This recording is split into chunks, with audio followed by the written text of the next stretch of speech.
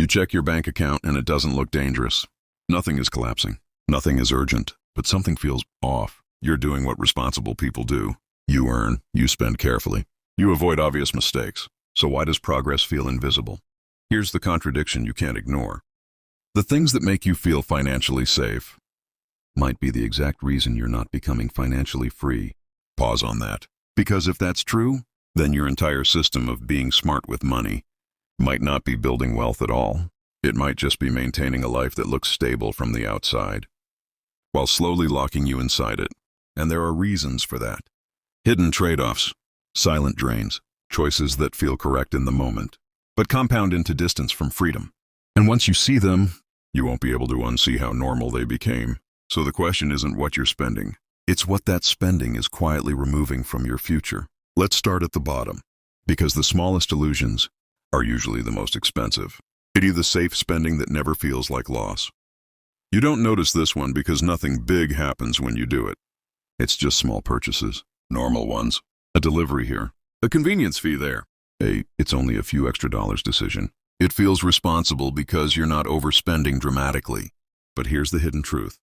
It's not the size of the leak, it's the constancy of it. Every time you avoid friction, you're paying a silent tax. Not in money first, in awareness. And that's where it gets dangerous. Because when spending becomes frictionless, it stops feeling like spending. You stop registering trade-offs. You stop asking what else that money could do. And slowly, something shifts. You're not choosing purchases anymore. You're just responding to impulses with payment. Here's the consequence no one notices early. Your financial life becomes automatic, and anything automatic stops improving. So the real loss isn't the money, it's the disappearance of decision-making. And once that disappears, what exactly are you controlling anymore? That's where the system begins to tighten.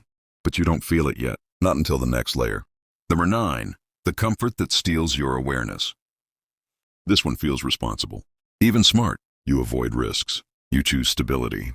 You pick the safer option every time. And on paper, it looks correct.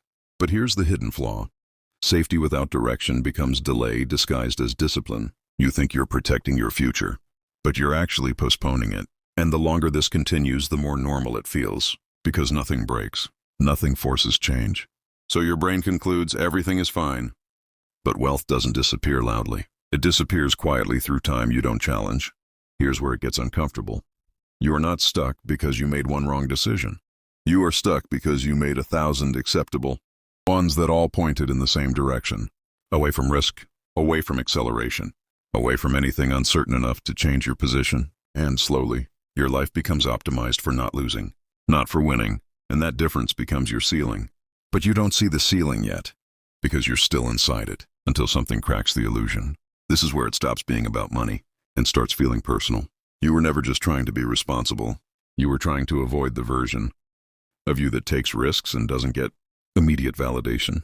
So you chose certainty over expansion, again and again. And now you're calling that discipline. But discipline without direction is just repetition. And repetition doesn't create freedom. It creates pattern. And patterns become identity. That's the real shift no one warns you about. You don't become poor by losing money. You become financially limited by becoming someone who avoids the behaviors that create expansion.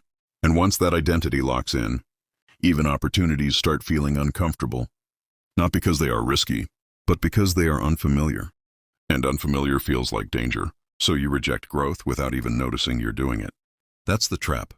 And it only gets sharper from here. 8. The status spending you call normal life. You don't think of this as status. That's what makes it effective. It looks like lifestyle, eating out, upgrading, keeping up, just living a little. But here's what's actually happening. You are converting future time into present validation. Every upgrade gives you a small emotional spike, a feeling of arrival, a feeling of I'm doing okay. But it fades fast, so you repeat it, and repetition turns comfort into dependency. Now the hidden consequence. You start requiring your lifestyle to stay consistent, even if your income doesn't, and that's where pressure begins to form. Not loudly, quietly. Through obligations you didn't consciously choose, because once your life expands, it doesn't contract easily. So you're not just spending money, you're building a cost structure that assumes your life will always stay this expensive. And if it doesn't, then stress replaces comfort. But here's the part you don't see yet. You are not maintaining your lifestyle, Your lifestyle is maintaining itself through your future labor, and that shift is almost invisible until it isn't. 7. The time loss you never account for. You think money is the main variable. It's not. Time is. But time doesn't show up on statements, so you ignore it.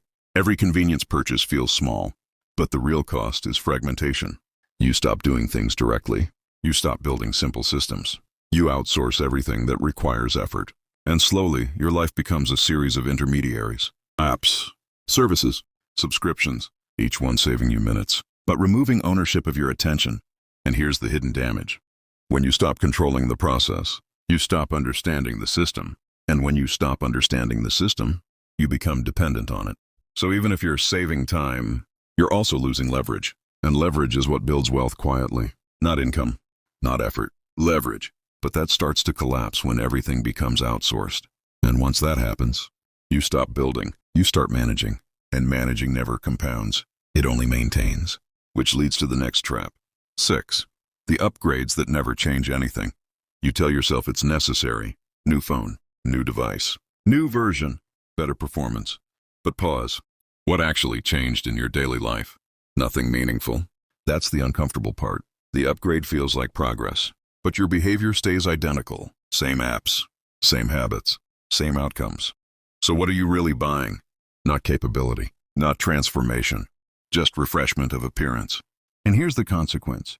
You start associating spending with improvement, even when nothing improves. So your brain learns a dangerous pattern. When life feels stagnant, buy something, and that loop becomes automatic. But real progress doesn't come from replacement. It comes from direction change. And that's missing here completely, because nothing in your system is being redirected. It's just being reskinned. And reskinned systems always feel new, while staying the same underneath. But underneath is where wealth actually lives. The celebration cost that becomes expectation. At first it's rare, a celebration, a moment, something meaningful, but then it becomes structure. Now life events require expense, and expense becomes proof of value. If it wasn't expensive, it doesn't feel real. That's the shift no one notices. You stop celebrating moments. You start validating them through spending. And here's the hidden consequence. You begin associating emotional importance with financial output. So naturally, emotional life becomes expensive. An expensive emotional life always scales upward, because meaning becomes tied to cost. And now, even simple moments feel insufficient unless they are upgraded. But ask yourself quietly, did the emotion actually improve? Or just the receipt? That gap is where financial distortion begins. And it doesn't reverse easily, because now meaning itself has a price tag. The installment illusion. This one is subtle, because nothing feels expensive anymore. Everything is split, small payments, manageable numbers, no friction. But here's what changed. You stopped seeing total cost and started reacting only to fragments, so decisions become distorted. You buy things you wouldn't normally buy, because you never fully feel the weight of them, and the consequence builds silently. Future income gets pre-assigned to past decisions. You are no longer deciding freely. You are executing commitments. And commitments made without full awareness always feel heavier later. Not because the debt changed, but because your perception was fragmented at the moment of decision. And now your future is paying for your past impulses in slow motion. But you don't feel the full impact yet. It's still spreading forward, quietly. The cheap habits that aren't cheap anymore.